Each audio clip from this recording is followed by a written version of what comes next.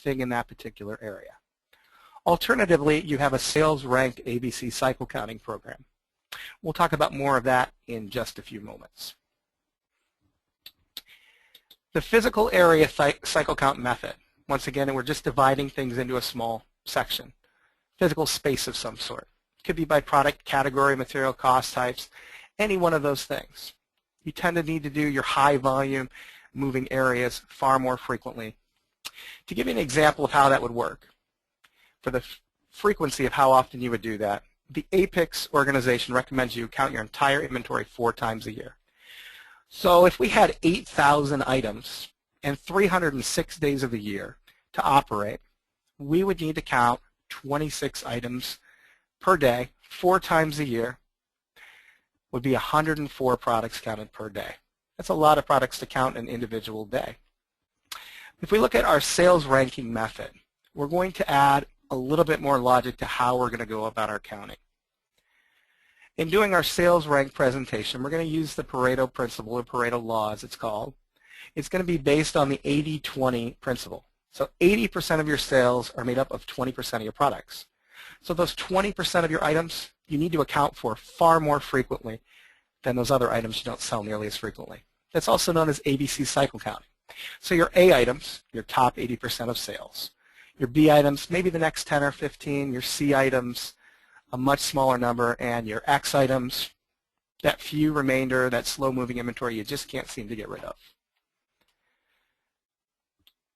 With our sales ranking method, you're going to count those faster, high-volume items a lot more frequently than those low-volume, low-dollar items. We're going to make sure that you're using a schedule which makes sense. So APIX recommends 4 to 6 times a year. So those A-ranked items we're going to count at least 4 times a year. Those B items 3 times per year, those C items twice a year, and those X items at least once a year.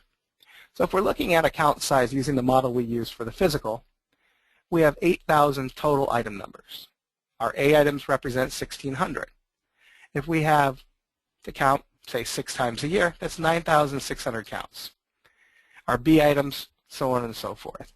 As we come down through there, if we have those total of 24,000 counts and 306 business days in a year, that's 78 items to count per day.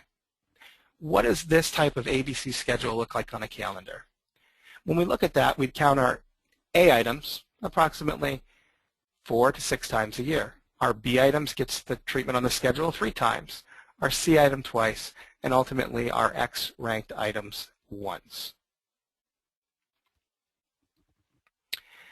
One key thing is that after all of the work of a physical count or a cycle count, there's a ton of variance reporting that needs to be analyzed. The key thing is we want to make sure you're identifying your problems. After all, it doesn't matter how big or small your physical count is, it's still an undertaking to get it all done and finished up.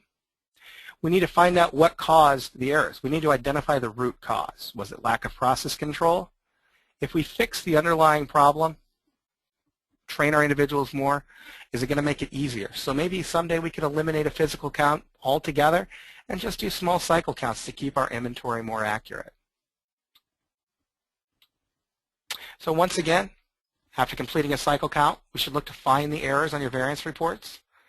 We want to research the error, identify the root cause of the error, and of course we want to work to eliminate the cause of the error.